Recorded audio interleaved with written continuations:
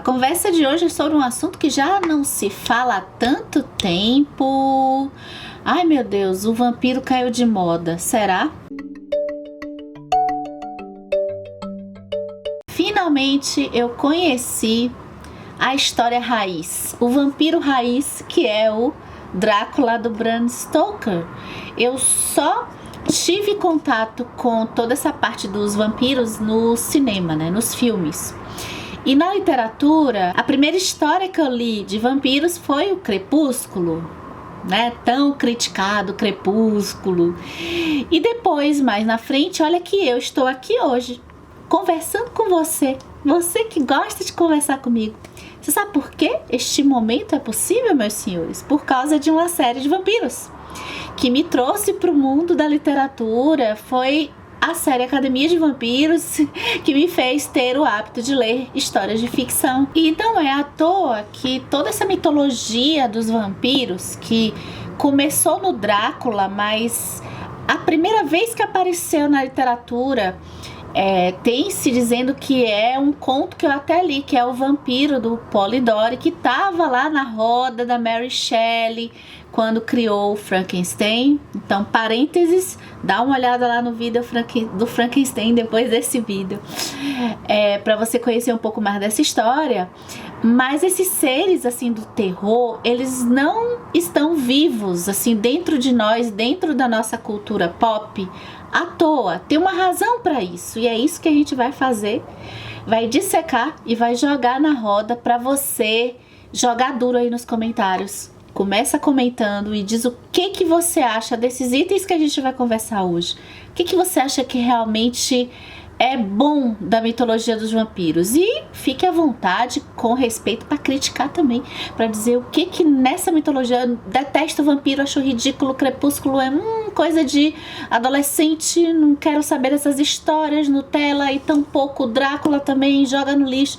Pode ficar à vontade para criticar, aqui nesse canal você tem liberdade para falar tudo aqui nesses comentários, com respeito, é claro. Eu acho que até quem nunca leu Drácula do Bram Stoker, ou quem nunca leu nenhum livro falando sobre vampiros, eu acho que a mitologia do vampiro já está dentro de nós, né? Eu vou falar rapidinho uma sinopse do Drácula, que foi o livro que, quando eu li fazendo muito essas associações. Eu fui para uma história que é a história raiz, de origem, mas já conhecendo essas duas histórias, que são as histórias que ficam assim na minha mente mais, que são o Crepúsculo e a Academia de Vampiros. Então, quando eu fui lendo Drácula, eu fui fazendo as associações, eu fui lembrando de coisas. Olha, isso aqui a escritora subverteu. Olha, isso aqui a escritora copiou. Ela fez assim. E sobre o que é o Drácula? O Drácula, ele é um livro que ele vai sendo contado no formato de cartas. A gente começa o livro com o Jonathan, que é um advogado. Ele vai tratar de uns papéis de propriedade. Ele trabalha viajando e ele vai para essa região da Transilvânia e acaba ficando preso logo no começo da história no castelo do Drácula. E é um conde, né, o conde Vlad, que mora nesse castelo, e ele fica lá e ele fica vendo toda a situação de terror nesse castelo, e a gente vai lendo as cartas dele nesse primeiro momento. É tudo muito sombrio e é tudo muito assustador. E aí, quando a história muda totalmente para outros ambientes, que a gente vai ver, por exemplo, um mistério que está acontecendo no navio, que para mim, por sinal, é a melhor parte do livro todo. Bem, e aí a gente vai ver também algumas cartas da Mina e da Lucy. São duas amigas. A Mina, ela é noiva do Jonathan, e começam a acontecer assim, ela tá temerosa porque ela não tem notícia mais do Jonathan, ninguém tem notícias do Jonathan, né? E os fenômenos que começam a acontecer com as pessoas lá de Londres.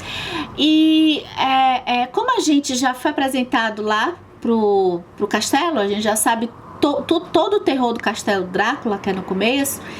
A gente, leitor, com essas cartas, né, que a gente vai lendo, a gente vê, poxa, com certeza tem a ver com essa origem de lá.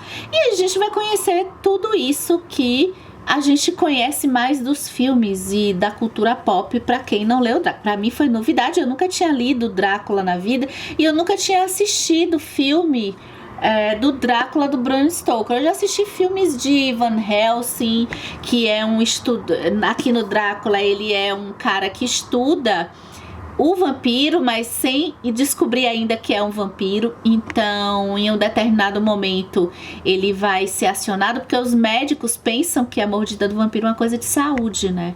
Então, em resumo, toda a trama tem a ver com essas pessoas descobrindo o Drácula e tentando matar o Drácula.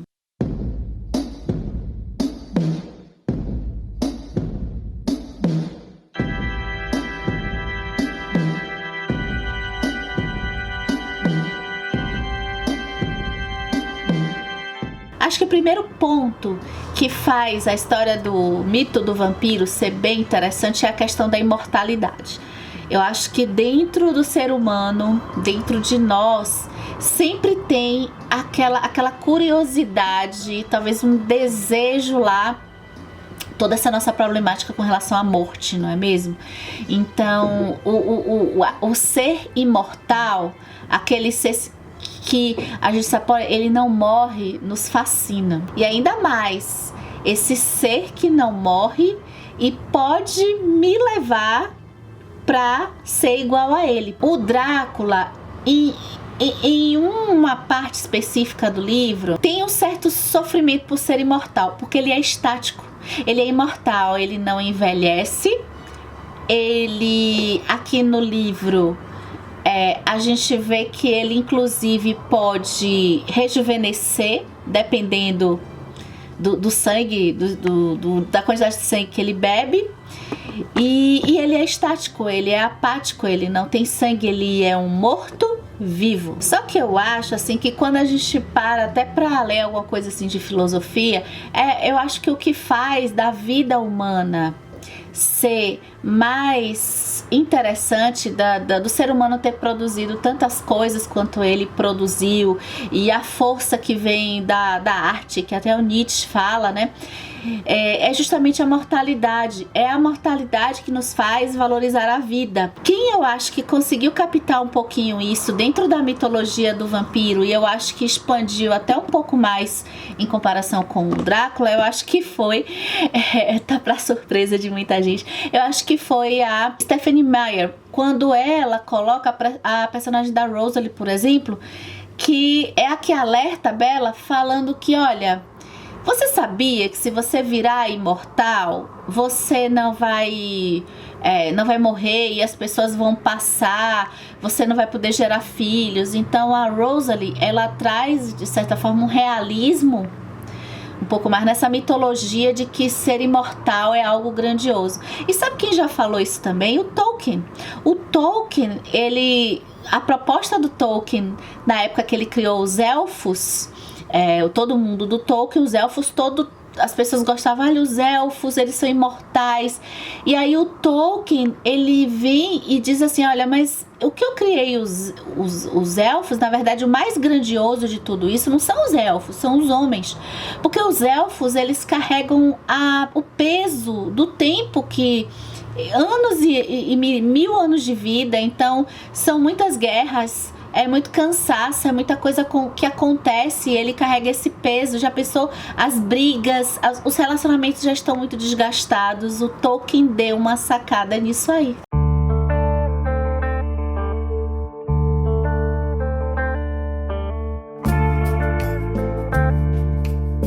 Acho que outro ponto fundamental, eu não sei qual dos dois seria o mais importante e o mais relevante. Eu falei da imortalidade, mas ele fica pau a pau para a questão da sedução e do alimento.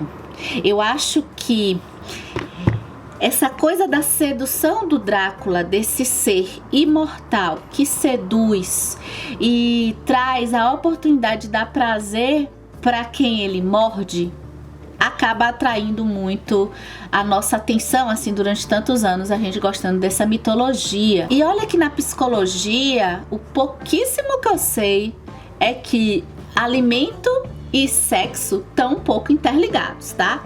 Já deixo aqui o convite, psicólogos, joguem duro aqui nesse comentário. O Drácula seduz, o Drácula quer se alimentar de sangue. E olha que para quem é mordido, a mordida do Drácula tem aqui, é a base, e tem nas outras obras também. A mordida do Drácula dá muito prazer, dá uma sensação muito parecida com o sexo, dá uma certa sensação de orgasmo até. A Stephenie Meyer no Crepúsculo, ela trabalha essa coisa do prazer. A gente vai falar do alimento, da abstinência daqui a pouquinho, mas ela trabalha essa coisa do prazer no sentido de que... do que eu me lembro, tá? Do Crepúsculo, quando eu li, e o filme. O vampiro, ele morde e ele pode parar, né? O ser humano vai dar aquele prazer, mas imediatamente depois ele vai sentir muita dor. No Drácula, tem uma personagem que a gente vai ver, inclusive, até muito devagarzinho, os desdobramentos da mordida. Ou seja, a transformação, como ela acontece bem devagarzinho. Então olha só o combo dessa mitologia. Você tem o sexo, dor, alimento. Richelle Mead, eu acho que ela bota camadas e mais camadas nessa história, o que fica ainda muito melhor. O que a Richelle Mead fez na série da Academia de Vampiros? Richelle Mead, ela botou dentro da mitologia do vampiro a questão da raça. E eu amo essa coisa da raça. Na verdade, a Richelle Mead, ela misturou a mitologia do vampiro, tem muita coisa do Drácula aqui, mas ela juntou com outras mitologias e, em especial, a mitologia celta. Então, ela jogou dentro do universo do vampiro, todos vampiros, mas existem categorias, existem raças dentro dessa espécie, digamos assim, que é o vampiro. Então, o Drácula do Bram Stoker, ele tá mais próximo da raça do Strigoi, que é uma raça que, aí, psicólogos me ajudem, é uma raça que fica mais instintiva. Ou seja, todo o padrão de moralidade, de ética, vamos botar assim, o superego ou o pai lá da análise transacional, cai. Não tem qualquer limitação dos desejos do Strigoi. Ele quer o sangue, ele faz de tudo para conseguir o poder, e são inteligentes e são fortes, mas eles não têm esse julgamento, essa parte de crenças. A sociedade, vamos dizer assim, correta dos vampiros acaba tendo duas raças, que são os Moroi e os Dhampirs. Os Moroi são vampiros ainda, sendo que eles são... aí vamos botar com um pouquinho até Nutella, porque não tem no Drácula, mas eles têm poderes. Pra quem assistiu o Crepúsculo, ou leu o Crepúsculo, parecido com aquela parte assim meio final, que é a que eu não gosto, né? Poderes ligados aos elementos da natureza, né? Terra, fogo, água. E eles são a raça seria a raça branca, né? A raça majoritária em termos de poder, por conta desses poderes que eles têm, mas fisicamente eles são um pouco frágeis. Então os Dhampirs, que são aí talvez mais um vampiro Nutella, porque eles podem sair na luz do sol, eles só são vampiros, mas eles podem comer, eles não precisam de sangue, enquanto que os Moroi precisam de sangue, mas eles conseguem o sangue de um jeito mais ético. Vamos dizer que eles não matam, eles pegam o sangue ligado a essa coisa do prazer, porque na mordida do vampiro a pessoa tem lá o seu orgasmo. Então a Richelle Mead, ela joga com essa coisa de raça e de moralidade relacionada à mordida e relacionada ao sexo. Ela mistura isso muito bem, porque se uma vampira, né, uma fêmea vampira, ela gosta de ser mordida, ou no ato sexual ou fora do ato sexual, sentindo esse prazer, é visto como um comportamento que é meio que imoral, né? Então a Richelle Mead, ela tá flertando o tempo todo com essa questão da moralidade do sexo.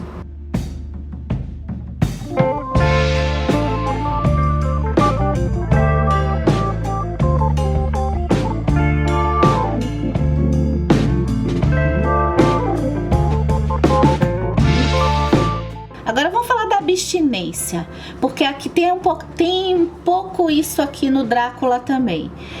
Essa coisa da abstinência que fez tanto sucesso, até mais pelo Crepúsculo, que eu acho que ficou até um pouco moralista no meu ponto de vista do Crepúsculo, é que o desejo, né, a vontade, primeiro que a gente vai falar dessa questão que eu acho que flerta com o vegetarianismo, que é o não matar humanos e matar animais. Então, os vampiros dos Cullen, né, a família do Eddard lá, os Cullen, eles são bonzinhos porque eles não matam seres humanos. Agora, vamos pensar na abstinência do desejo de morder a pessoa que se ama, que se deseja. Que no caso eu acho até mais uma paixão, né? Mas o Crepúsculo. O amor tá mais, eu acho, que na Academia de Vampiros, porque é construído, né? O Crepúsculo não, é uma coisa, é uma mistura de Romeu e Julieta. Acho que foi isso que eu gostei do Crepúsculo, é a mistura do Romeu e Julieta dentro da mitologia do vampiro. E a Richelle Mead, eu acho que ela quer focar um pouco nessa pureza de não se fazer sexo, literalmente não se fazer sexo, e também no dilema de morder. O dilema de morder eu acho bacana ter, porque a imortalidade que a gente conversou no começo, né, desse vídeo, assim, a imortalidade, quando a gente adquire uma certa maturidade, eu acho que uma parte até filosófica é que a imortalidade não é necessariamente uma coisa boa. Então, toda vez que o vampiro tá com alguém para morder, quando esse desejo ele é puramente carnal, pelas histórias, tá? Ele não se importa com a outra pessoa virar um vampiro ou até matar outra pessoa. Agora, quando tem aquela história que é vendida pra gente como uma história de amor, como uma paixão realmente, ainda por mais que tenha um desejo e um instinto de morder, esse vampiro, é o dilema do Eddard, né? Na verdade, é a convicção do Eddard. Ele fica muito com medo de ceder aos impulsos e ao desejo de morder. E olha que, para quem critica essa parte do Crepúsculo, fiquem sabendo que no Vampiro Raiz, o Drácula, a gente vai ver um pouquinho disso também. O nosso lá, mestre supremo, o Bram Stoker, ele joga com essa coisa de que uma paixão e um amor pode fazer o cara que é fodão, que mata todo mundo, que mostra todo mundo vacilar. Agora deixa eu colocar a Academia de Vampiros, meu queridinho, na roda, porque olha só o que a Richelle Mead faz. Ela coloca, eu acho que uma coisa muito equilibrada, porque o que acontece? Ceder ao desejo muitas vezes é uma construção cultural de que se deixar morder é imoral, tá? Ela vai trabalhar isso nessa sociedade dessas três raças. Existe a raça de que não se importa realmente em morder, em fazer escravas sexuais de sangue, né? Escravos sexuais de sangue.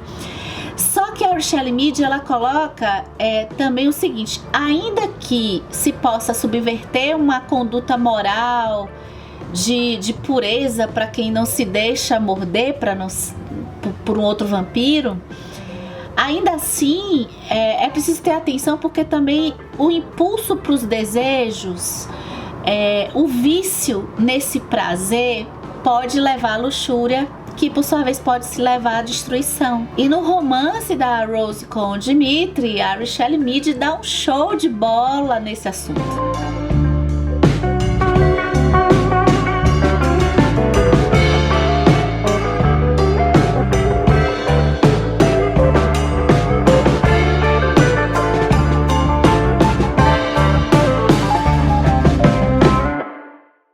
Para terminar esse vídeo, eu vou falar de alguns aspectos que eu gosto também. Eu acho que eles são fatos que levam a gente a gostar do vampirismo, mas acho que eles estão um pouco mais assim inferior do que os outros que eu falei antes, que são essa coisa do poder, um poder de que o vampiro, a entidade do vampiro, geralmente ele tem que ter súditos. Tem pessoas que o seguem, que são vampiros também. Então é meio que como se ele fosse o Drácula.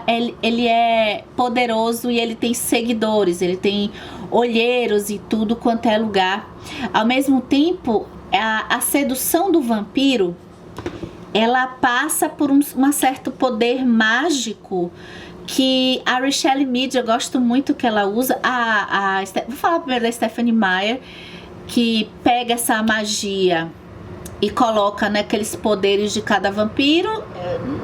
Não, acho mais ou menos, né? Agora eu gosto da Richelle Mead quando ela coloca um pouco desse poder, focando mais até parecido com a mitologia do Drácula, que é esse poder que ela chama de compulsão, que é o fato de se ter o poder da mente do outro, né? Então eu posso fazer com que você faça o que eu quero.